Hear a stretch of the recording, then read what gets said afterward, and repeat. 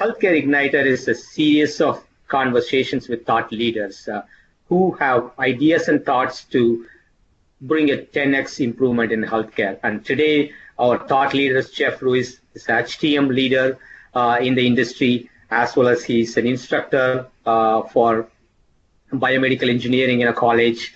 Also, he's continuing writer and numerous publications on technicians and other articles. And thank you, Jeff, for joining us today in this series. Thank you. Thanks for having me, and looking forward to share some ideas. Absolutely. So, I know being healthcare being technology driven nowadays, and it's more and more Internet of Things coming into place in healthcare. What's top of your mind when it comes to HTM today? Well, I think right now it's the systems engineering. And what I mean by that is we have devices now that can communicate alarms and data to the medical record. We have alarms notification that needs to go to nursing. And the other part of that is, a hospital may have one vendor for this, for patient monitoring, maybe another vendor for vital sign monitoring, and a different vendor for anesthesia. So here we are, we're trying to manage all this data, all this information, and we're trying to do this in the most efficient way.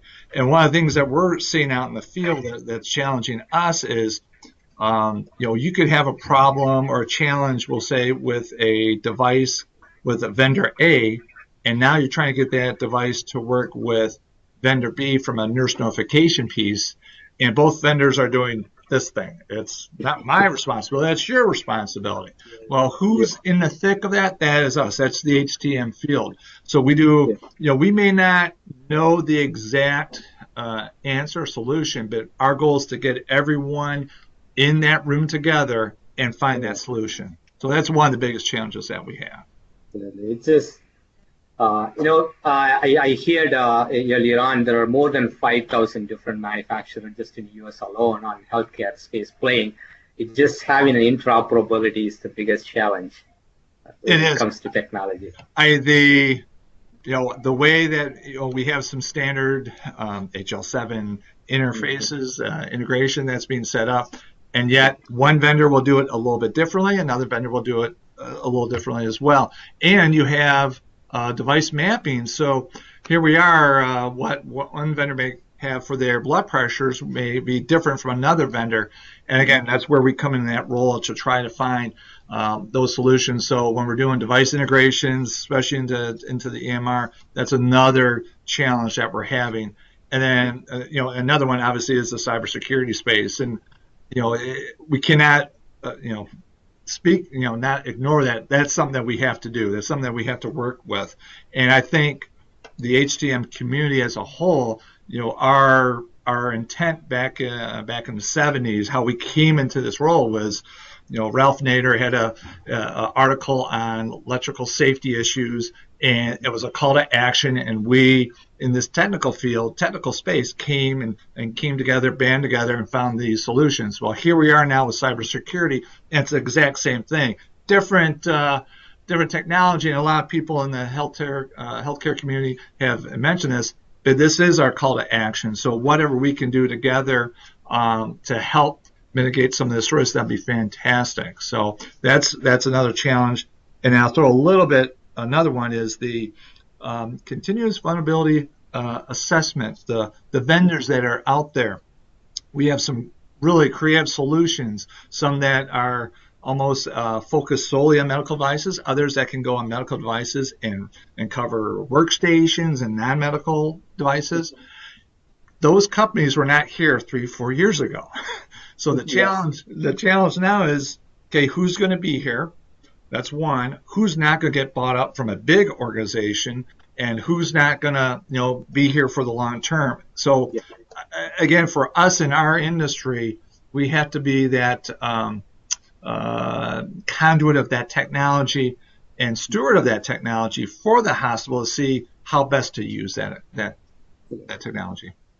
You HTM community being closer to the medical device, and you guys know in and out of the operations of medical device. So if you have to think about the direction the industry is going, what are one or two things that every HTM should think about and actively work on, and what's your ideas around that? Well, if they aren't doing it now, they need to be in the IT space. Just briefly at our hospital, our department was asked to work on a device integration project. Now it's like 5-6 years ago. We were asked. I have a long-standing habit of saying yes all the time, so I said, "Yeah, we'll do this." And we got the team together, and really we have had no experience in any device integration at that point. We did have a very good skill set of, we understand some basic generic networking skills, and we have the clinical side of it as well. So we had a very good support mindset to help.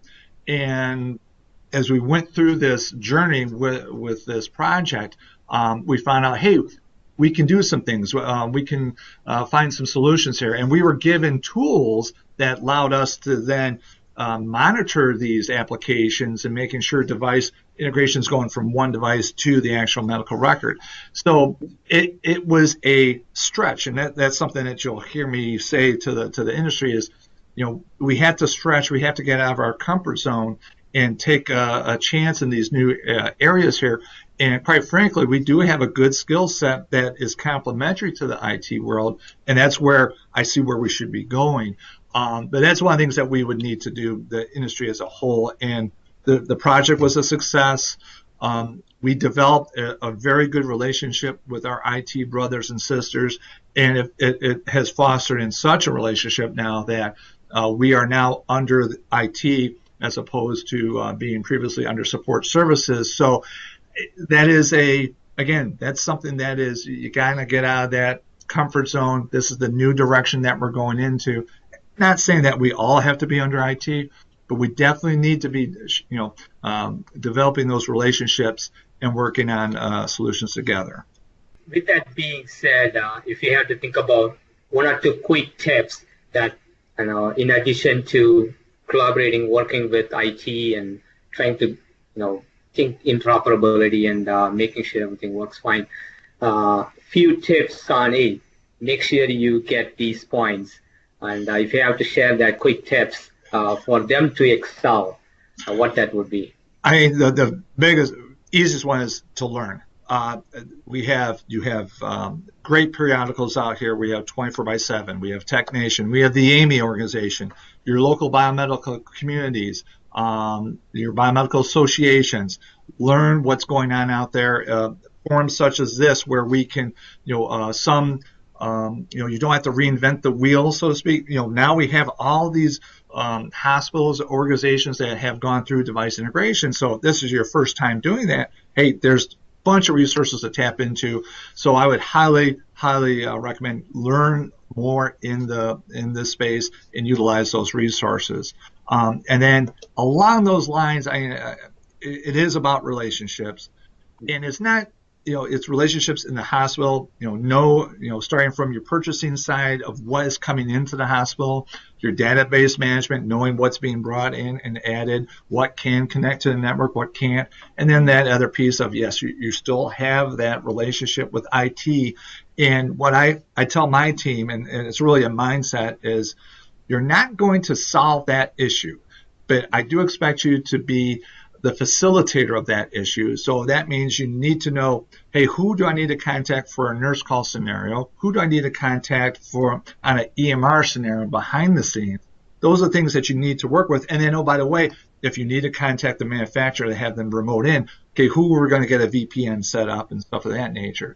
So those are things of those, if you want to call it systems engineering skill sets, have that developed as well. And again, it's something we're already doing. Thank you, Jeff, for your time. And absolutely, the HTM community will definitely benefit from what you shared with us today. Thank you. Glad to help. We're always here to help, and wish you continued success on the channel.